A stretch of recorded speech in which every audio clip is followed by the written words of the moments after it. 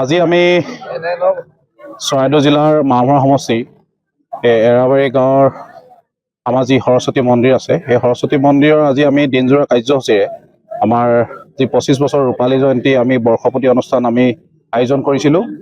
এই আয়োজন আমাৰ এই আজি দিনজোৰা কাৰ্যসূচীত প্ৰথমতে আমাৰ স্বচ্ছতা আৰু আমাৰ বৃক্ষৰোপণ কাৰ্যসূচী আছিলে, আৰু ৰূপক হিচাপে আমাৰ এই মন্দিৰ যি স্থান, এই মাটি ভূমিদান কৰিছিলে আমাৰ মণিৰাম তেলী ডাঙৰীয়াই। আমি তেখেতে বৃক্ষৰোপণ কৰে। তাৰ পৰৱৰ্তী পৰ্যায়ত আমাৰ দ্বিতীয় কাৰ্যসূচী আছিলে আমাৰ পতাকা উত্তোলন। পতাকা উত্তোলন আমাৰ উদযাপন সমিতিৰ সভাপতিয়ে পতাকা উত্তোলন কৰে। তাৰপিছতে আমাৰ মন্দিৰৰ পূজা অৰ্চনা হয়। পূজা অৰ্চনাৰ পিছত আমাৰ প্ৰায় 2মান বজাত আমাৰ প্ৰতিযোগিতা আছিলে, চিত্ৰাংকন মুকলি কুইজ প্ৰতিযোগিতা। সেয়াতো আমাৰ যথেষ্ট সংখ্যক আমাৰ ছাত্ৰ ছাত্ৰীয়ে অংশগ্ৰহণ কৰে। তাৰ পৰৱৰ্তী সময়ত আমাৰ সৃষ্টিশীল আমাৰ যি নৃত্য প্ৰদৰ্শন আছিলে, তাত বহুতো নৃত্যশিল্পীয়ে আমাৰ ইয়াত আহি অংশগ্ৰহণ কৰিছে, আৰু আমাৰ বৰ্তমান সময়ত আমাৰ নাম কীৰ্তন চলি আছে। আৰু বিশিষ্ট অতিথিসকলক আমি নিমন্ত্ৰণ কৰিছিলোঁ ইয়াত, আৰু সেই বিশিষ্ট অতিথিসকল আহি ইতিমধ্যে আমাৰ মাজত উপস্থিত হৈছে। আৰু আমাৰ বিশিষ্ট অতিথিসকলৰ পাছতেই আমাৰ যি সাংস্কৃতিক সন্ধিয়া আছে, সাংস্কৃতিক সন্ধিয়াত আমি আমন্ত্ৰণ কৰি আনিছোঁ আমাৰ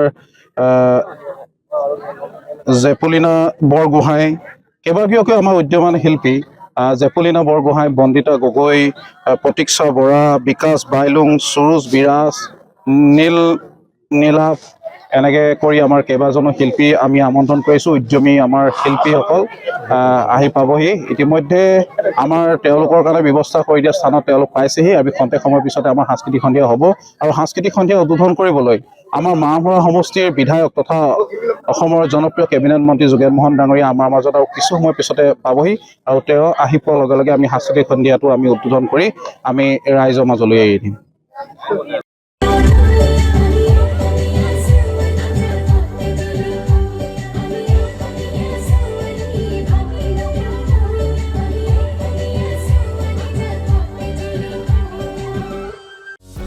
যিকোনো খবৰৰ বাবে যোগাযোগ কৰক আমাৰ এই নম্বৰত 9181 307 221।